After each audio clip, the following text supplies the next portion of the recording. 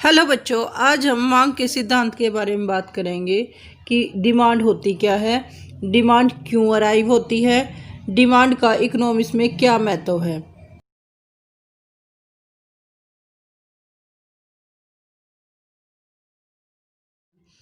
आम बोलचाल की भाषा में मांग का मतलब किसी भी वस्तु को प्राप्त करने की इच्छा या आवश्यकता से होता है, जबकि इकोनॉमिक्स में मांग का मतलब इच्छा या आवश्यकता नहीं है, बल्कि इन दोनों का जोड़ है। इकोनॉमिक्स में मांग उसको बोला जाएगा जिसके लिए हमें प्राप्त करने की इच्छा भी होती हो, आवश्यकता भी हो और हमारे पास पर्याप्त धन भी हो।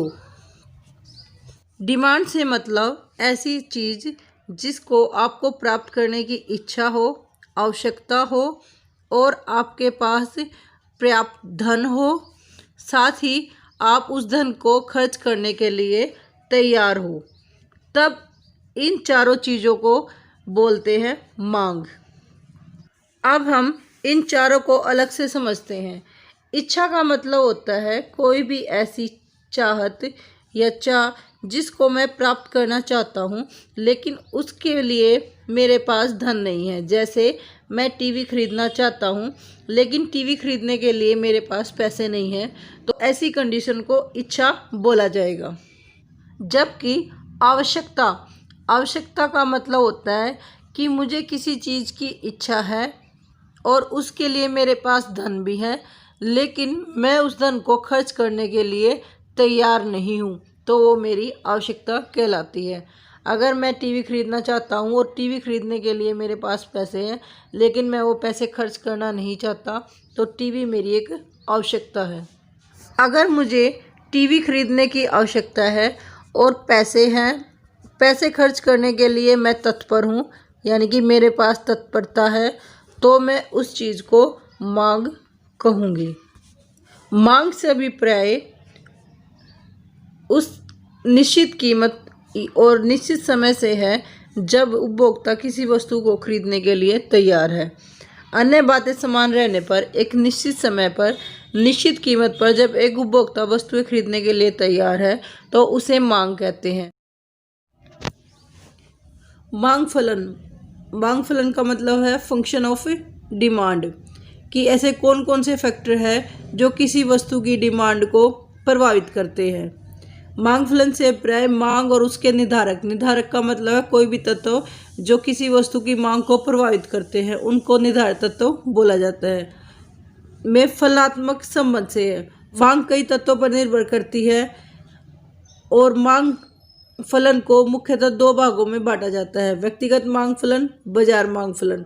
व्यक्तिगत मांग फलन किसी एक व्यक्ति के मांग फलन को बताता है, फंक्शन को बताता है, जबकि बाजार मांग फलन सभी उपभोक्ताओं के मांग फलन को बताता है। व्यक्तिगत मांग फलन individual demand function show the relationship between the demand and it determinants factor for a single individual और कंज्यूमर।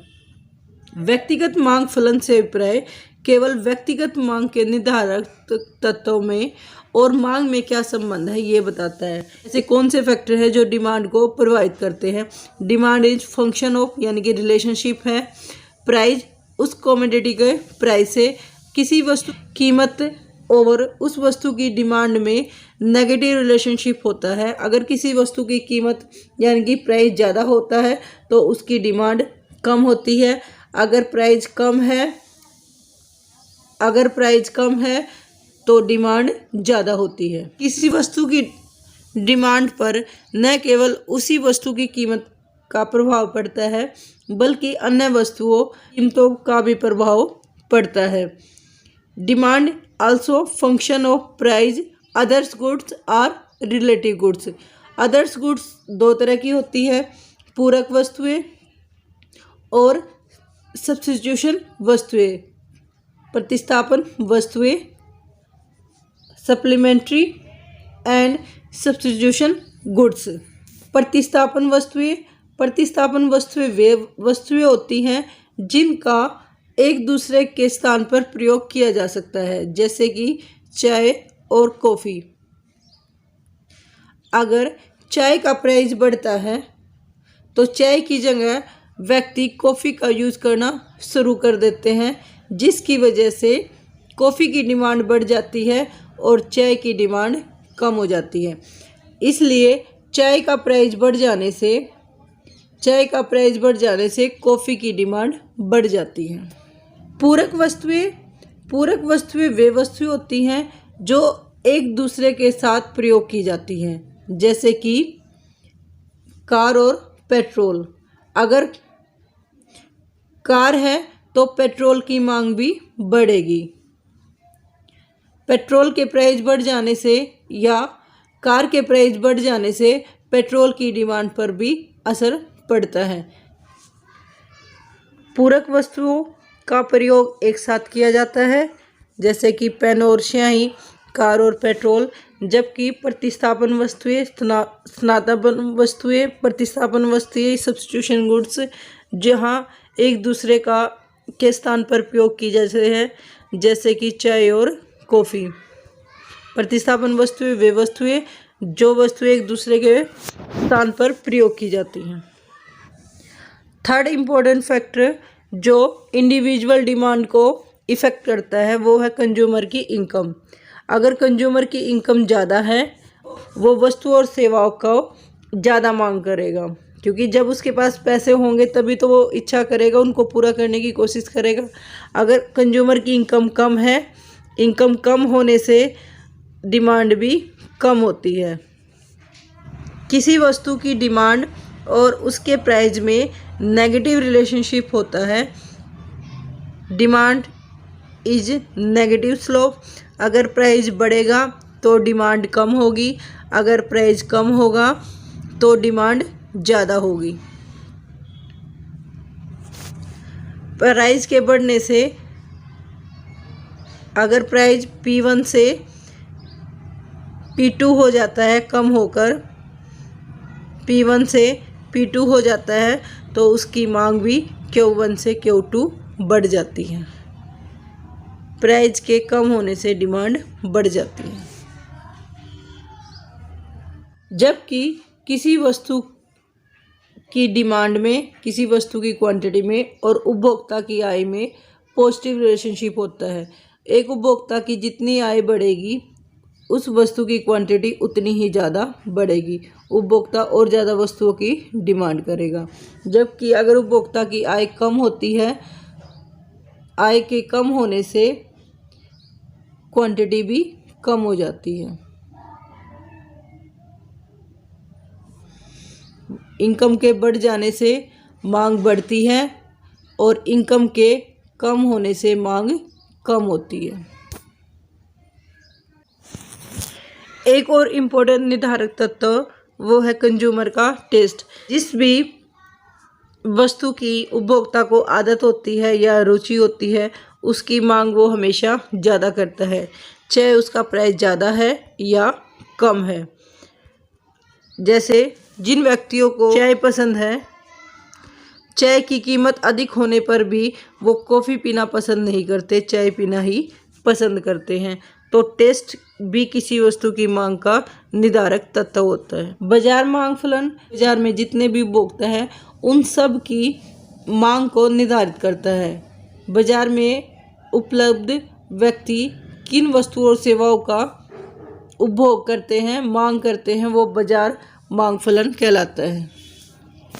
बाजार मांग फलन को प्रभावित करने वाले तत्व होते हैं कि फ्यूचर में क्या एक्सपेक्टेशन है, फ्यूचर में प्राइस बढ़ सकता है या कम हो सकता है, फ्यूचर की जितनी भी संभावना है वो, पॉपुलेशन कितनी है, गवर्नमेंट की नीति क्या है और इनकम डिस्ट्रीब्यूशन कैसे है। किसी भी वस्तु की मांग पर एक्सपेक्टेशन का इफ़ेक्ट ज़्यादा पड़ता है, संभावना का। अगर हम ये मान लेते हैं कि भविष्य में किसी वस्तु का प्राइस बढ़ेगा तो उसकी डिमांड हम आज ज़्यादा करनी शुरू कर देते हैं। जबकि अगर हम ये सोचते हैं कि भविष्य में उस वस्तु की कीमत घटेगी तो उसका कंजप्शन आज न करके आने वाले टाइम के लिए हम पोस्टपोन कर देते हैं, ताकि भविष्य में हम उसकी और ज़्यादा डिमांड कर सके। जैसे अगर सोने का प्राइस, गोल्ड का प्राइस हम ये मानते हैं कि आने वाले टाइम में कोरोना की वजह से कम होगा, प्राइस घटेगा, तो इसलिए हम आज सोने की डिमांड नहीं करेंगे, कोई भी ज्वेलरी नहीं खरीदेंगे। लेकिन अगर हम ये माने कि पेट्रोल प्राइजेस बढ़ जाने की वजह से सोने की मांग बढ़ेगी, तो हम सोने की कीमत बढ़ेगी, तो सोने की मांग हम आज ज़्यादा करने शुरू कर देते हैं।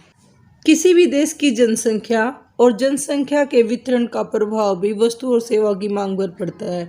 अगर किसी देश की जनसंख्या ज़्यादा है तो ऑटोमेटिक वस्तु और सेवाओं की डिमांड ज़्यादा होगी। अगर किसी देश की जनसंख्या कम है तो वस्तु और सेवाओं की मांग कम होगी। दूसरा, जनसंख्या के वितरण का भी वस्तु और सेवाओं की मांग पर असर पड़ता है। जैसे अगर जनसंख्या के वितरण में बच्चों की संख्या ज़्यादा है तो बच्चों की आवश्यक चीज़ें जैसे कि टॉफ़ी, चॉकलेट, पेन, कॉपी, उनकी डिमांड बढ़ जाएगी। अगर आए जनसंख्या में अधिक युवा वर्ग है तो युवाओं की पसंद की वस्तुओं की मांग ज़्यादा बढ़ जाएगी। सरकार की नीति का भी बाजार की मांग पर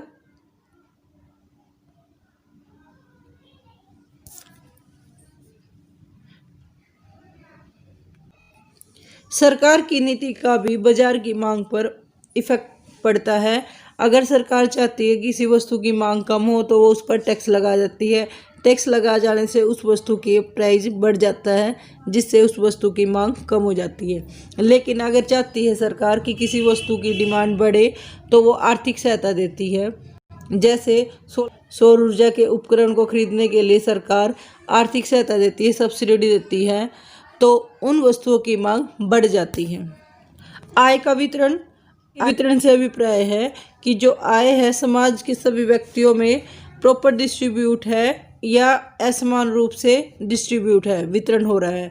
अगर आय इस प्रकार वितरित है कि गरीब व्यक्तियों के पास भी धन है तो उन वस्तुओं की डिमांड बढ़ जाएगी जो गरीब व्यक्ति पसंद करते हैं। अगर असमान वितरण है, बहुत ज़्यादा गरीब व्यक्तियों के पास नहीं है पैसा, धन नहीं है, जबकि अमीर व्यक्तियों के पास बहुत ज़्यादा धन है, तो गरीब व्यक्तियों की आवश्यकता पूरी नहीं हो सकती, उनकी डिमांड कम हो जाएगी। आज की इस वीडियो में हमने पढ़ा कि मांग क्या होती है, मांग का फलन क्या होता है, व्यक्तिगत मांग फलन और बाजार मांग फलन को कौन कौन से तत्व प्रभावित करते हैं। आने वाली वीडियो में हम पढ़ेंगे लॉ ऑफ डिमांड क्या होता है, मांग का नियम किसे कहते हैं। आज के लिए धन्यवाद।